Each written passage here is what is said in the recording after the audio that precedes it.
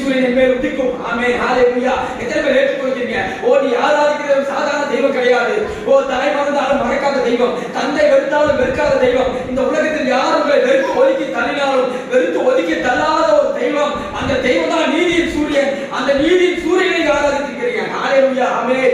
அந்த நீதியின் சூரியன் கொண்டு சொல்றாரு, அந்த நீதியின் சூரியன் மேல் உதிக்கும். ஹalleluya, ஆமென். அந்த நீதியின் சூரியனோட வெளிச்சம் உன் மேல வரும். ஆமென். அந்த சூரியனுடைய அந்த கதிர் உன் மேல விழுகும். அது விழுகும்